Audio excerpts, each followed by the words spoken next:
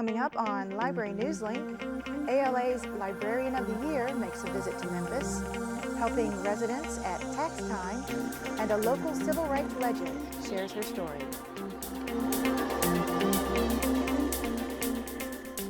Hello and welcome to Library Newslink. I'm Lauren Darr. She's considered a rock star in library circles, and she has her own action figure to boot. In 2011, ALA named her Librarian of the Year. Her name is Nancy Pearl. Pearl visited Memphis. Pearl conducted professional development workshops for librarians. She also gave an evening talk for customers on how to select great books no matter what genres pique your interest. I think we have to think about the library as like the library services as a three-legged stool, and one of those legs is providing information, ways of people living better lives, getting GEDs, all of that kind. My father didn't get his GED till he was 70, you know, so I know how important that is, and how proud he was to finally have gotten that at that age. So information is certainly one aspect, one leg. Another leg is programming, bringing people into the library to hear authors talk, or to have a book discussion, or a poetry reading, or for children. We do a lot of wonderful programming for children. But then that third leg that's equal to the other two, because if you had it unequal, the stool would not be very steady, is that we help people find good books to read. And to me, that's as important as other aspects that we call information. I think that books change people's lives. I think that a book can open up the world to you in a way that nothing else can. We just need to sell ourselves in the library as a place where reading is really important. Libraries do many other things, and very important other things, provide information, job search hunts and things like that, programming, of course. But I think our heart is, the soul of the library is the books, and we need to, and we're the only ones we're really one of the last small d democratic institutions in the country. And I think our importance just grows and grows and grows. Benjamin Franklin is quoted as saying, "Nothing certain except death and taxes." The two may be unpleasant topics for most, but the library is offering help with the latter. Thanks to a partnership with United Way, VITA, AARP, and the Earned Income Alliance, community agencies, including your local library, are offering free tax preparation assistance. The Earned Income Tax Credit Alliance. And this alliance is a partnership with the Internal Revenue Service, different banks and businesses, for-profit, non-profit organizations, and individuals. And our mission is to improve financial literacy and to help people learn how to build assets. And one way that we also coordinate the Internal Revenue Service's Volunteer Income Tax Assistance Program. Volunteers who are trained and certified by the Internal Revenue Service prepares free income tax returns for low to moderate income people. If you make less than $49,853, you are eligible to have your returns prepared free. If you go to a paid preparer, they're going to charge you fees for filing the return, and God forbid if you go rapid and take a refund anticipation loan, there will be additional fees associated with that. Our mission is to help people save money, and that's the number one reason for using VITA. It doesn't make good sense to go and spend $150 or whatever, if it's $20, to have your return prepared when you can get it done for free. And that money that you're saving, you could put it in a savings account and save it for later on when you need something.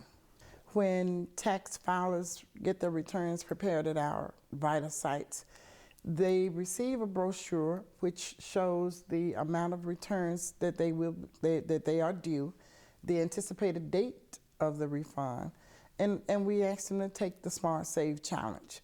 And that challenge is to take 1/3 of your return and do something that you need to do.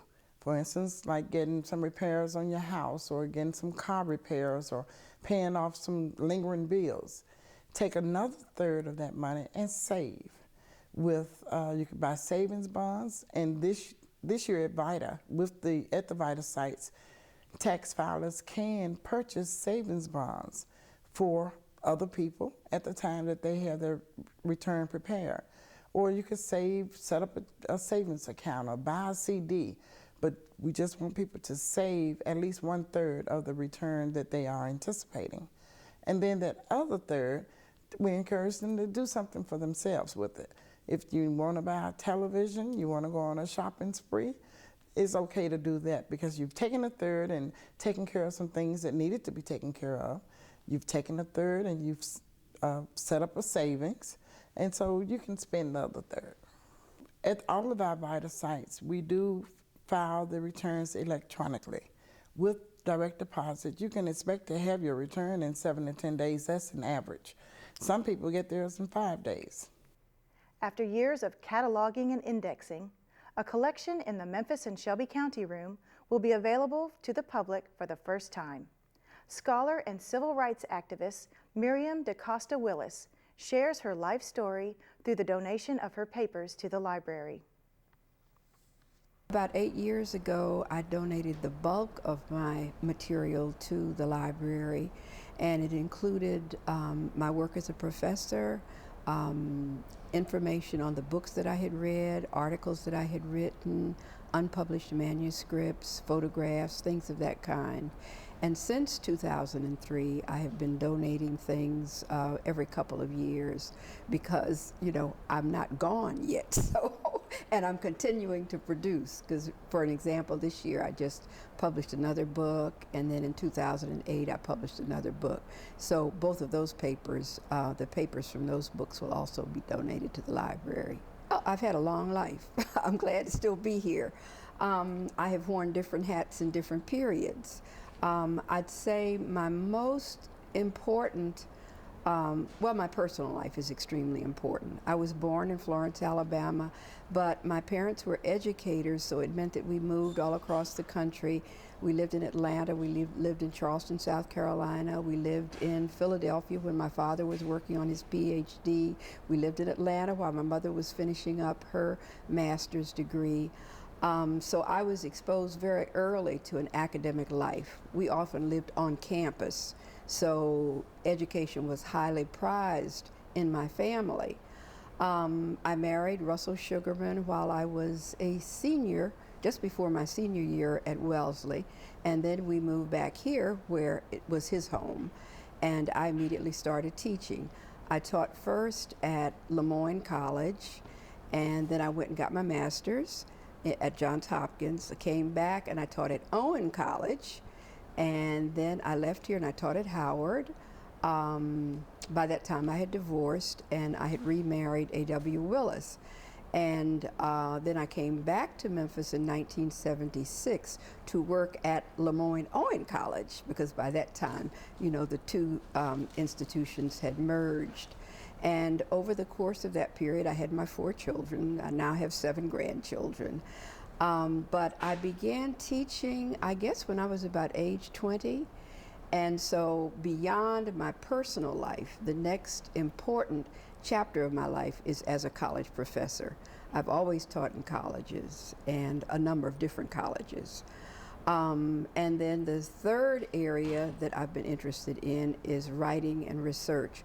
All of my scholarship is on the literature or the history of African Americans, or of Afro-Hispanic people, or of Afro-French people.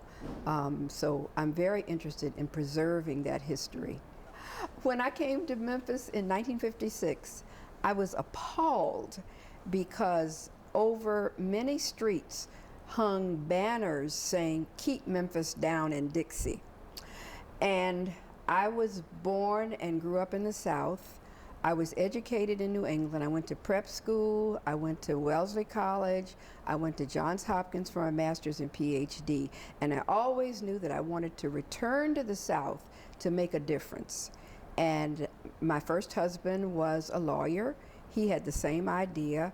My second husband was also a lawyer. He had the same idea. So there were a group of us, what I call the Young Turks. We were all young at that period. People like Benny Hooks and A.W. Willis and Maxine Smith and a whole bunch of lawyers and whatnot.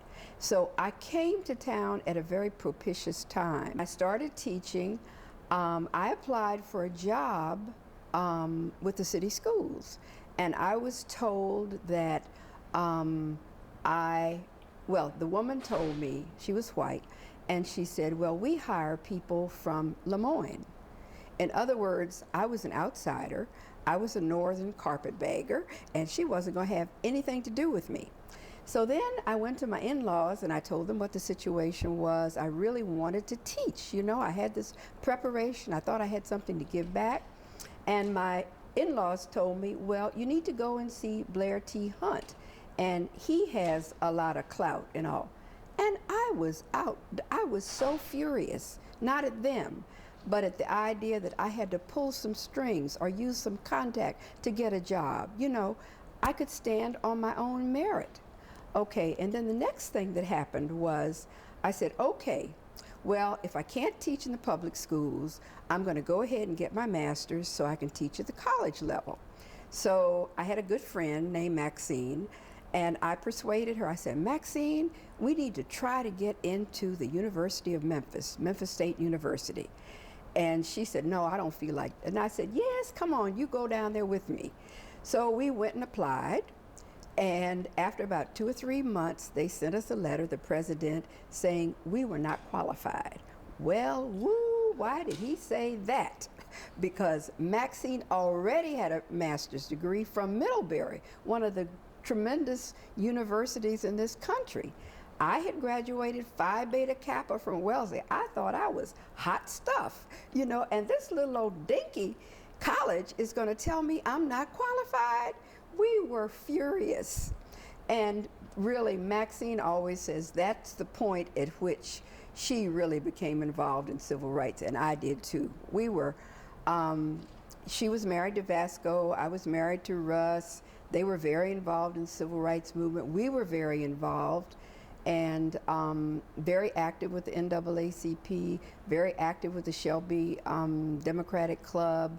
Yeah, throughout that period, I marched, I demonstrated, I boycotted, my kids were involved in stuff, and I have pictures of them at churches where I spoke, and they were little kids, like 4 and 5 years old.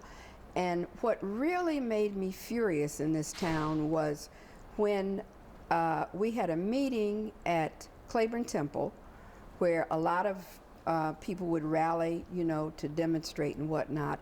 And as I was coming out of the church with my 2 little children, we were maced by the Memphis police. I was absolutely furious. Another thing that made me very angry was we had a meeting at one point, and those of us who were very active, like Maxine, Allegra Turner, Ann Willis, me, etc., all the men were sitting around the table. Martin Luther King was here at the time, and Ralph Abernathy, and our husbands were sitting around the table dialoguing with, you know, these important leaders, and the wives were all sitting around on the periphery. And I thought to myself, you know, we're just as important as the men, but, you know, we're not at the table. Don't go away. Bargain hunters can find great deals at this sale, scooting through the stacks, and where to find help paying for college. It's all next.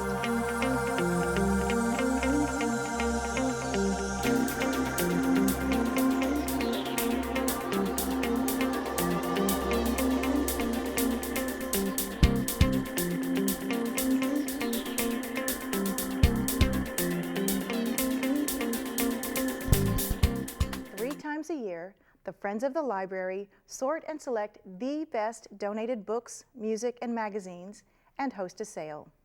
Come to the Benjamin L. Hooks Central Library from 10 a.m. to 5 p.m. The prices are unbelievable. Hardbacks start at $2. Magazines will go for just 10 cents. To find out more, call 415-2840. All proceeds benefit the library. The Central Library boasts 260,000 public square footage. That's a lot of room for books, computers, and meeting space.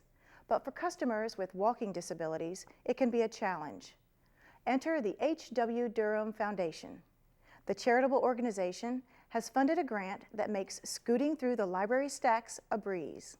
Our new service is called Scooting Through the Stacks, and we thought it was cute. And it's actually been a service that we have wanted for a very long time. As soon as this library opened, we realized we had kind of a situation with our older customers. Several of them started telling us that they could make it inside the library, but they could never maneuver through the entire library because they just didn't have that mobility. And then when we started thinking about it, and you know, every floor is over an acre large. So it makes sense that older customers were not going to be able to take fully advantage of this beautiful new library. So we've been wanting to do this for a very long time. And luckily, our grant coordinator, B.B. Woodside, found an applicable grant for us from the Durham Foundation. And their goal is to assist older people in the community, and our goal was to assist older customers in using the library. So it was a perfect fit, absolutely perfect fit. The grant itself gives not only the scooters, but also 9 carts. So we have been collecting comments on the scooters and on the carts. And on the scooters, we have some really fantastic comments about people who have said that they have gotten off the first floor for the very first time since this library opened 10 years ago. Now that in itself is what we were after. The carts themselves, not the scooters, but the carts are also available at 9 of the branches. So, and most of the larger branches are the ones that are really seeing the very same kind of use that we're seeing, with all ages are checking them out, and all ages are uniformly ecstatic about the ability to have carts and our scooters that we have here. From humble beginnings to having his paintings grace fine homes and even a senator's office, this South Memphis native has seen how far his talent can take him. With an exhibit held at the Central Library, he's hoping his paintings will inspire the next generation. Tell us about it. This exhibit, I had the idea back in 2009.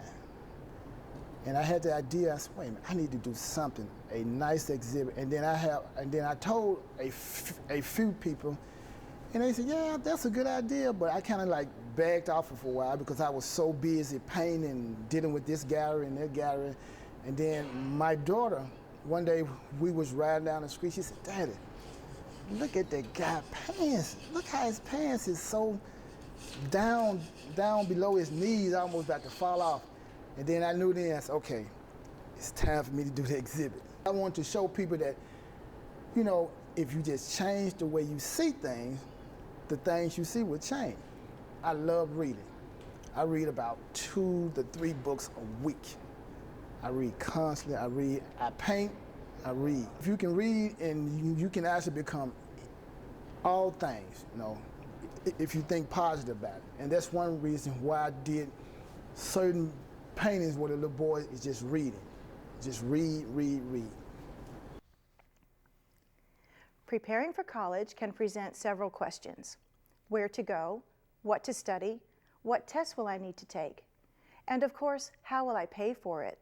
If you think you may need financial assistance, then you need to complete the right forms. Tennessee Student Assistant Specialist Felicia Orr tells us what you need to do. A lot of students will go to FAFSA.com, which is not the correct site, because nowadays we .com everything. We don't quite know the website, we just put .com at the end. But in reality, the true application website is FAFSA.ed.gov, or they can do FAFSA.gov. And so I always tell students the F in FAFSA stands for free. It's the free application for federal student aid. The importance of completing the FAFSA now basically is that funding for some of the programs. For example, since we live in the state of Tennessee, we have a Tennessee Student Assistance Award, and that particular program is based on a first come, first served basis for those students who apply. And so those funds basically run out very quickly. And so we just try to encourage students, complete the application, because if you are eligible for the state grant, then, the money's going to run out. So the sooner you complete the application, the better off it will be for you. One thing I always encourage students to do is to contact the financial aid office of the institution that they're planning on attending. The financial aid administrators at the respective institutions are really good about walking students through what they need to do and helping them complete the application. So I would just encourage them to contact the financial aid office of the school they're planning on attending. Don't forget that your library also has books on grants and scholarships and other resources to help find money for college.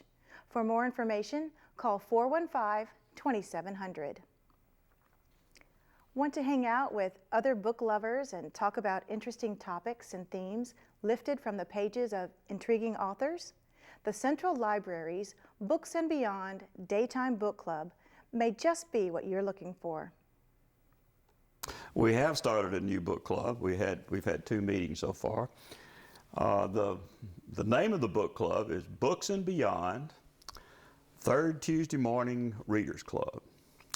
It's a daytime readers club as opposed to a book club, in that we were looking for something a little more unusual than just reading a book and discussing it. So what we're doing, or what we think we're doing, is having this monthly meeting where we will be discussing books, but we'll have authors coming in and talking to us, and we'll have conversations around books, maybe have some bookstore owners, have some of you folks from the library coming in to just talk about books and conversations that are somehow tied to books.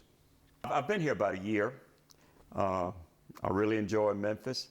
And I'm finding that one of the big assets to Memphis is the public library. I moved here from a small town down in Mississippi that had a delightful little public library, but the operative word was little. It was nothing like Central Library here. So I've spent probably an inordinate amount of time over here at the library since I've come to Memphis. And I've lived in several places all over the country at one time or the other, and I've learned that the way you get to know a place is to get involved. And so I join things and start things, and this is one of those projects. We decided to look at different genres as opposed to, once again, just getting a book, because our interests were all over the map when it came to books. So several people have mentioned mysteries, and most people have read mysteries of one kind or another. So what the plan is that will be the focus area of the next meeting. Everyone's homework is to read a mystery if you haven't read one, and just be prepared to discuss it. Now, some of the members of the club really are into mysteries, so they can give some solid recommendations of things to read, and then others of us kind of read them coming and going and could use a few more recommendations. Well, one of the good things that came out of today's meeting, the theme of today's meeting was share your favorite books. Well, of course, some of the books were common favorites. Other people had enjoyed them, and some of them were just something that never occurred to me that anybody would read, and it turns out to be his or her favorite book. So you get a very rich conversation. Stay tuned. Authors up close and personal, movies with a different perspective, and our top 10. Stay with us. We'll be right back.